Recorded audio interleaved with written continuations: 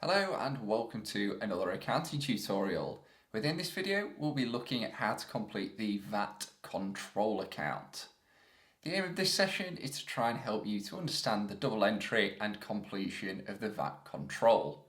So by the end of this video you should be able to confidently identify which transactions go on the debit side or credit side of the VAT control and why.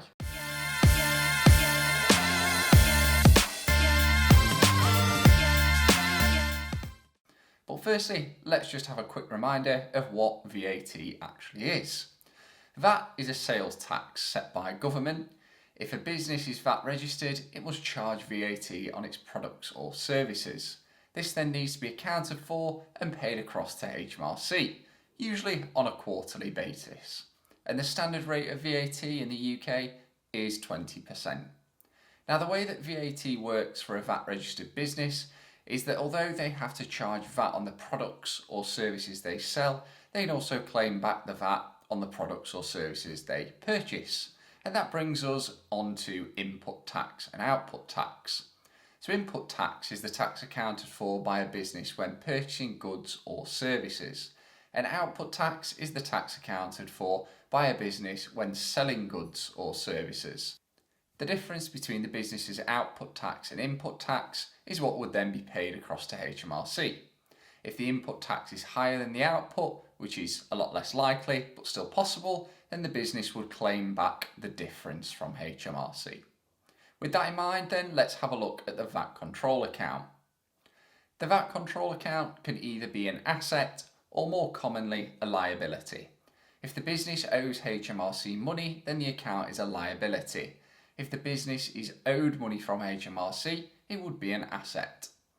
All transactions where we can claim input tax or transactions which would reduce output tax will be entered onto the debit side of the VAT control.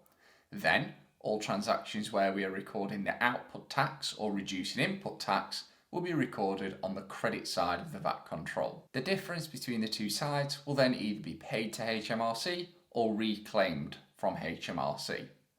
So let's have a look at the items we can expect to appear on each side of the account. And we'll start out with the VAT on credit purchases. This can be reclaimed from HMRC and therefore goes on the debit side. We then have the VAT on credit sales, which is owed to HMRC and therefore goes on the credit side of the account. Next comes VAT on sales returns. Now this will reduce the amount of output tax owed on credit sales and therefore needs to be entered onto the debit side.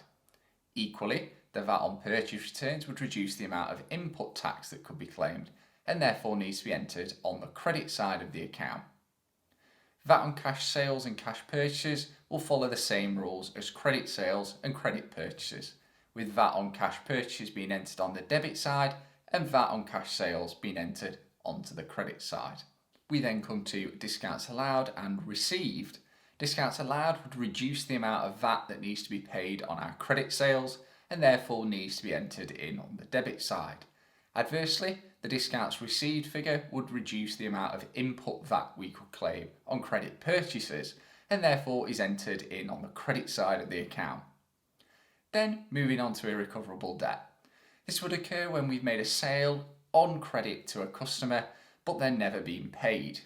You would have originally recorded the output VAT on this sale within the credit side of the VAT control. However, because we've never received that money from the customer, HMRC allows us to claim the VAT back.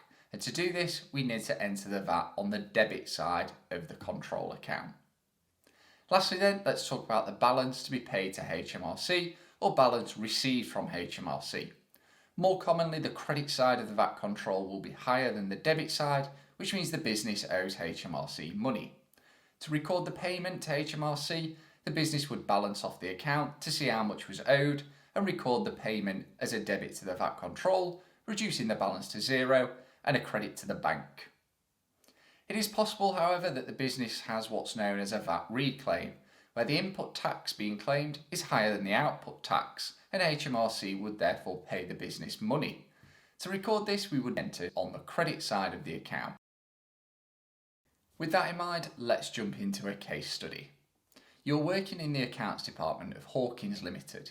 You've been given the following information. All figures shown below are net and you are to assume a standard rate is charged.